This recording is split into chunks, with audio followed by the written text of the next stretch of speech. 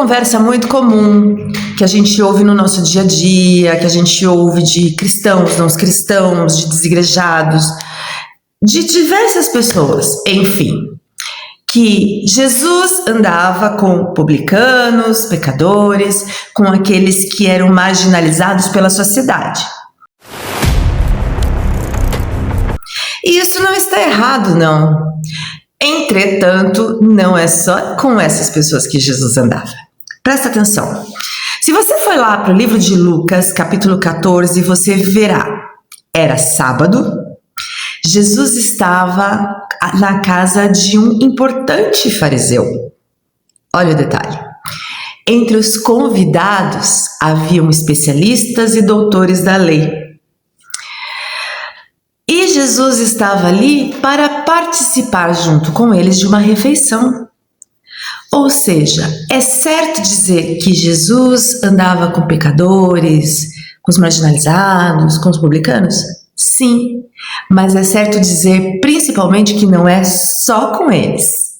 Porque aqui está uma clara demonstração de que Jesus estava se assentando com todos para proclamar acerca das coisas dos céus para todos.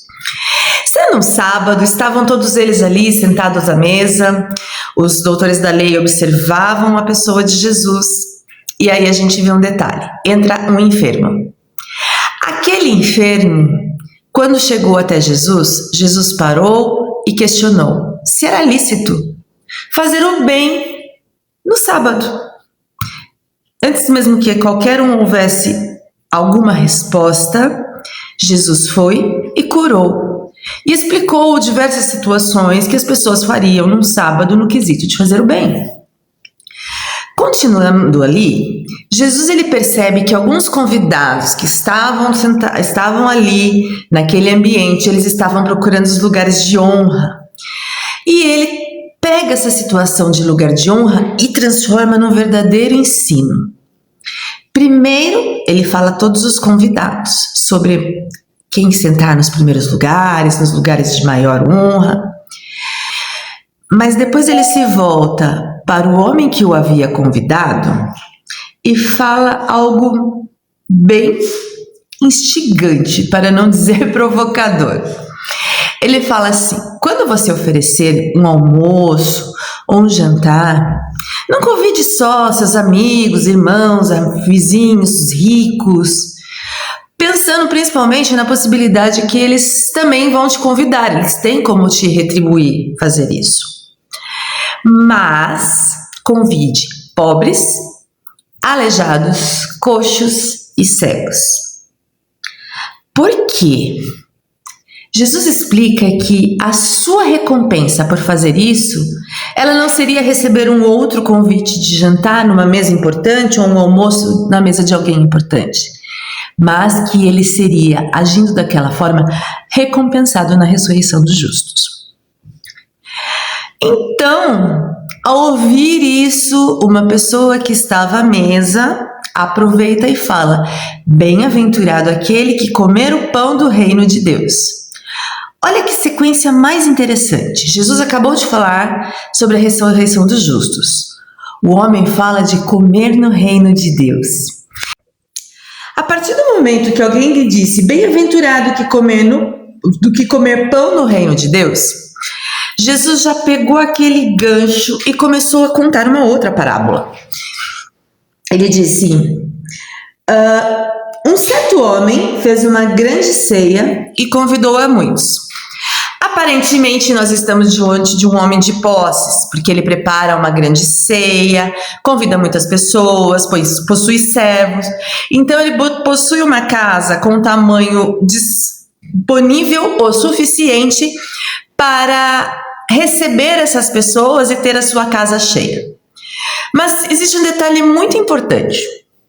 Quando a refeição ficar pronta, o Senhor envia o seu servo para dizer assim: vinde porque está tudo preparado. Com o texto bíblico e com essa frase, a gente vê que aquilo não é o primeiro convite. O texto bíblico fala: ele fez uma grande ceia e convidou a muitos, ou seja, ele fez um convite para muitas pessoas. E quando ele deu a ordem ao seu servo, era para simplesmente chegar até as pessoas que tinham sido convidadas para vir que a comida estava pronta, que o jantar ia ser servido. O servo comunica que havia chegado a hora, a casa estava preparada, o anfitrião estava esperando por aquelas pessoas, já sabiam que haveria a ceia. E exatamente nesse momento que começam as recusas. A gente vê, o primeiro convidado responde: eu comprei um campo e preciso ir vê-lo, peço-te que me tenhas por escusados. Ele foi extremamente educado e para nós, dentro da nossa cultura, parece algo perfeitamente razoável. Mas vamos entrar um pouco mais a fundo no contexto histórico e no mundo agrário que Jesus estava se referindo ali.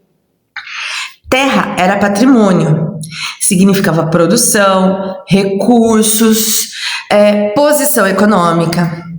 E fontes antigas, como as trazidas pelo historiador Flávio Joséfo, ajudam a mostrar a importância da qualidade da terra, dos seus recursos, das condições necessárias para a sua administração. Então, água, produtividade, características da propriedade, todas elas importavam. E aí surge uma pergunta muito simples. Por que alguém faria um investimento em um campo e somente quando a ceia estava pronta descobriria que precisava urgentemente examinar aquele campo? A gente não precisa nem afirmar que seria impossível que a compra aconteceu dessa maneira. Olha, acabei de fechar o negócio aqui, agora que eu vou lá ver. Por quê? Quem comprava um campo, até hoje é assim, mas considerando nos tempos bíblicos, conforme o historiador Joséfo, quem comprava um campo, ele fazia uma análise muito detalhada sobre as condições hídricas da região, sobre a distribuição geográfica do terreno onde ele estava indo comprar. Mas o que mais chama atenção significa justamente a urgência. O campo já estava comprado, a ceia já estava pronta, não dava para ver depois, no dia seguinte, logo cedo? Para a gente não chamar de desculpa esfarrapada, é uma desculpa um tanto quanto duvidosa que a gente vê sendo usada ali naquele momento. Então o servo vai até o seu segundo convidado e ele fala assim: olha, eu comprei 5 juntas de bois e eu vou experimentá-las. 5 juntas. Gente, para vocês entenderem o que significa 5 juntas de bois. Uma junta significa um par, e junta é porque são os 2 bois debaixo do mesmo jugo, aquela madeira que segura os 2 bois para eles fazerem o trabalho. E considerando no contexto histórico, no mundo antigo, esses animais eles consideravam como força de trabalho, ele fazia o papel da máquina agrária dos tempos antigos. Do nosso trator de hoje eram as juntas de bois no tempo antigo. E para se aprofundar um pouco mais sobre o nível de economia, de status social dele, ele tinha 5 juntas de boi. Não era simplesmente uma pessoa estável financeiramente, era uma pessoa que tinha grandes posses, né? Esse homem continha recursos relativamente consideráveis. Aí eu vou deixar mais uma pergunta para a gente pensar junto. Gente, para essa desculpa das 5 juntas de bois, eu até encosto aqui para parar para pensar com vocês. Quem é que vai comprar animais de tamanha importância e só olhar se ele tem força suficiente, se ele tem saúde suficiente, resistência suficiente para fazer o trabalho depois que já comprou? É a mesma coisa que eu falar para você: olha, tô vendendo um carro. Você fala, beleza, tô comprando, é meu. Só que não viu se tá com bom motor bom, se tá com pneu em ordem, se tá com a lataria boa, se precisa fazer alguma reforma, alguma manutenção. Só comprou, pagou. Gente, de novo, uma desculpa em cima da hora para alguém que já tinha um convite em mãos para uma ceia. Se você estivesse fazendo esses tipos de investimento, essas coisas não seriam avisadas, essas coisas não seriam avaliadas antes delas acontecerem? E aí Jesus não precisa nem dizer uma resposta que todos nós já sabemos que é óbvia. Eles estavam mentindo, eles estavam usando uma desculpa que tentasse causar menos desconforto sobre aquilo. E que são coisas que efetivamente poderiam esperar. Aí a gente tem a resposta do terceiro, né? Quando o servo fala com o terceiro convidado, ele fala assim: eu casei, por isso eu não posso ir. Vamos olhar com um pouco mais de profundidade aqui. Na lei de Moisés, ela concedia que recém-casados tivessem determinadas dispensas para que pudesse ficar com a sua esposa em casa, curtindo a sua vida de recém-casado. Deuteronômios, por exemplo, fala do exemplo da dispensa do serviço militar. Mas quando a gente lê toda a lei, a gente não vê nenhum texto falando sobre, olha, você está proibido de comparecer a uma refeição que alguém convide você. Não existe nada sobre isso. Então, é algo que foi feito antecipadamente e que não tem conexão. E um outro ponto, se ele estava se casando, os casamentos judeus costumavam levar dias. Porque quando ele recebeu o convite, ele já não falou: tô casando, não vou, não conte comigo. Ou seja, ninguém casou da noite pro dia ali, chegou a esposa, você vai casar agora e acabou. Não era assim que funcionava, tinha todo um contexto familiar por trás das relações de casamento. Então a questão não esteja efetivamente ligada ou ao campo, ou ao boi, ou ao mesmo ao casamento. O que realmente conta nesse ponto é o que cada um decidiu fazer e que não poderia esperar. Primeiro ponto de reflexão que eu quero trazer com vocês é: quando você recebe um convite, qual é a sua prioridade? Qual é o nível de importância que você está dando para a pessoa que está te convidando? Começamos por aí. Qual é a importância da pessoa que te convidou para que você cancele algo que poderia ficar para depois? E aí eu trago uma segunda pergunta um pouco mais profunda. Quando você recebe o convite de Deus, efetivamente, a participar da mesa dele, da ceia que ele preparou, qual é o tipo de desculpa que você vai dar ou você vai comparecer? De novo, pensamos em prioridades. Qual é a prioridade que você dá para os convites e compromissos que você tem? O que é mais importante do que cada coisa? Na continuidade da leitura do texto, depois dessa reflexão, a continuidade da leitura do texto, a gente vê que o Senhor ficou irado quando o servo voltou. Por quê? Porque nós não estamos diante de simplesmente 3 pessoas que não puderam comparecer a um jantar. Nós estamos diante de pessoas que já tinham um convite prévio e que depois que o Senhor dedica tempo, trabalho, dinheiro para pôr o mantimento na preparação daquele jantar, faz tudo, deixa tudo pronto, e depois que está tudo pronto, aí então vem as recusas. Quando nós avaliamos o contexto cultural e social da época, a gente vê que existia ali uma sociedade profundamente marcada por preocupação com honra, com hospitalidade, com reciprocidade.